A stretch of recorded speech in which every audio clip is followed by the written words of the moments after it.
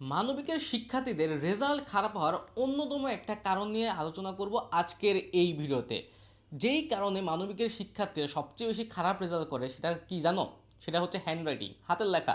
তোমাদের অনেকেই আছে না যে হাতের লেখা খুবই বাজে, বা পরীক্ষার খাতায় কি লেখো খুবই কাটাছেঁড়া করো, ওভার রাইটিং করো, এই কারণে তোমার পরীক্ষায় ভালো নাম্বার আসে না।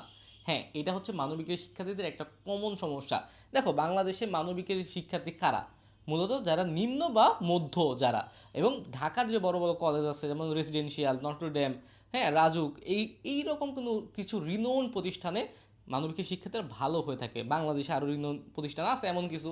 এখন কিন্তু আমরা তো সবার কথাই চিন্তা করি, ঠিক না? এখন তোমরা হাতের লেখা খারাপ করো কয়েকটা কারণে। কারণ কি জানো? কারণ হচ্ছে, আমি সবসময় বলি যে তোমার প্র্যাকটিস করো না। হাতের লেখা কতটা গুরুত্বপূর্ণ জাস্ট আমি একটা উদাহরণ দিই। যে উদাহরণটা আমি আগে পর অনেকবার দিছি, যে একটা পরীক্ষার খাতা একটা টিচার দেখবে, সে তার তো তোমার খাতায় শুধু দেখবে না, সে অনেকগুলো খাতা দেখবে, তার এই খাতাগুলো দেখে টাইম লাগবে। সুতরাং তার কাছে এত সময় নাই যে লাইন বাই লাইন প্রত্যেকটা ওয়ার্ড সে পড়বে। সে কি দেখবে যে আসলে তুমি কতটা সুন্দর করে লিখছো, কত সুন্দর করে তুমি প্রেজেন্ট করছো, তোমার হাতের লেখা কাটা ছেঁড়া আছে কি না।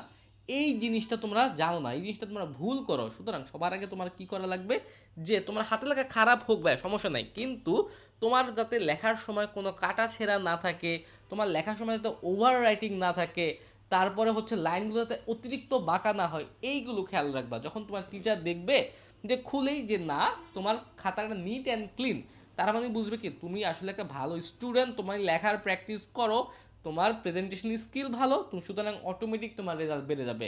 সুতরাং তোমার লেখাগুলো এমনভাবে লিখতে হবে, এইভাবে তোমার খাতাটাকে টিচারের সামনে প্রেজেন্ট করতে হবে যাতে দেখে মনে হয় যে তুমি খুবই ভালো লিখছো। এখন হাতের লেখা যে সবার অনেক ভালো হবে, টাইপিং হাতের লেখা হবে এইরকম কোনো কথা নাই, কিন্তু হাতের লেখাটা যাতে কাটাছেঁড়া না থাকে, ওভার রাইটিং না থাকে, তারপর অনেক মোটা কলমের কালি যাতে না থাকে, এইগুলো খেয়াল রাখবা। তোমার জন্য কমফোর্টেবল যেই রকম কলম যেই রকম লেখা ওই রকম কন্টিনিউ করবা। তাহলে আশা করা যায় যে পরীক্ষার হলে তোমার খাতাটা দেখতে ভালো লাগবে এবং সুন্দর লাগবে, ভালো রেজাল্ট করতে পারবা। আরেকটা ব্যাপার, প্রচুর প্র্যাকটিস করবা বাসায়। কারণ কি, অনেকে আছে হাতের লেখা, আবার আমার রিলস দেখার পরে হাতের লেখা সুন্দর করতে গিয়ে আস্তে আস্তে লিখবা। পরীক্ষার হলে তো আস্তে আস্তে লিখলে হবে না, তোমার পরীক্ষার হলে কীভাবে লিখতে হবে, ওই সময়ের মধ্যে সবচেয়ে ভালোটা লিখতে হবে। সুতরাং তোমার বাসায় বসে বসে প্র্যাকটিস করা লাগবে যাতে তোমার হাতের লেখা দ্রুত হয়, সুন্দর হয়। ওকে, আজকে থেকে প্র্যাকটিস করতে বসে যাও। আর যদি পড়ালেখার ক্ষেত্রে কোনো সমস্যা হয়, কোনো পরামর্শ দরকার হয়, আমাদের ভাইয়াদের জানাতে পারো।